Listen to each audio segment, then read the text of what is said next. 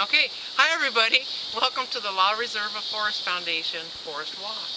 We sold all the cattle in September of 1998 and just left the whole place to regenerate on its own. And within a year, it was so amazing to me and to everyone to see how quickly the forest regenerates itself here in the tropics, and it became a real inspiration for me. I saw a lot of different bird species that began to appear that I'd never seen before. So I got a bird guidebook and a pair of binoculars, and I came out and I spent every day almost for 5 years sitting in this forest and walking through it, identifying and documenting the bird species that were here. And in the end, after 5 years, I ended up with 160 different species just here in La Reserva. So that's what you're looking at, a regenerated forest over a 14-year period. Venga conmigo. Mi amor.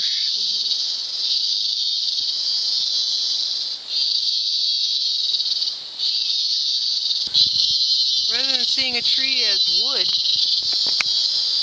I would like for people to start seeing trees as living beings. I thought, I could offer this walk to tourists because we live in a tourist area and see how they like it. So people started to come and they really enjoyed it. And as I took people along the tours, I began seeing baby trees all along those trails. That gave us the idea to pull those baby trees up when they're small, because the majority of them die anyway because they don't get enough sun.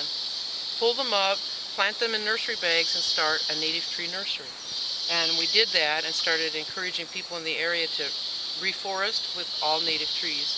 And we had some private people do it, and afterward that led to the foundation. If you look here, you'll see this forest.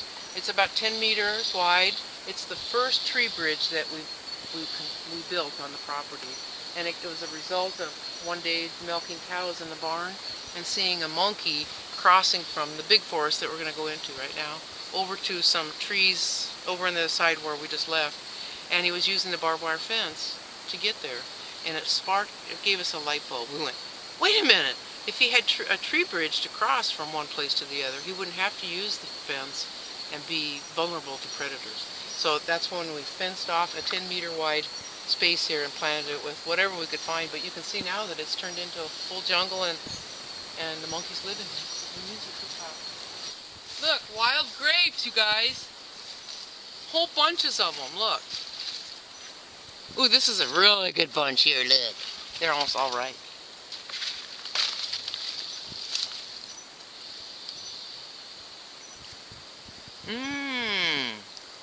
Mama? This is a full-grown, over 400-year-old ceiba tree. We named Papa Loco because he's the biggest, strongest tree in the whole forest. And he was standing here. Is where the idea for La Reserva was. God love Papa Loco. Thanks to him, we've been able to plant over 70,000 trees in the last year.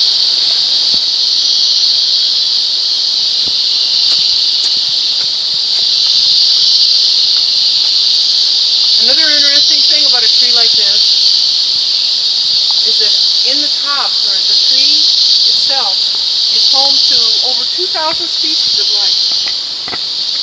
They live in the branches, they live on the sides. You can see all the growth, not to mention all the insects, frogs, birds, and other animals that live in the forest. Without Papa Loco, what would they do? Evicted. Foreclosed upon. Here's a good one. Okay. Oh, gosh.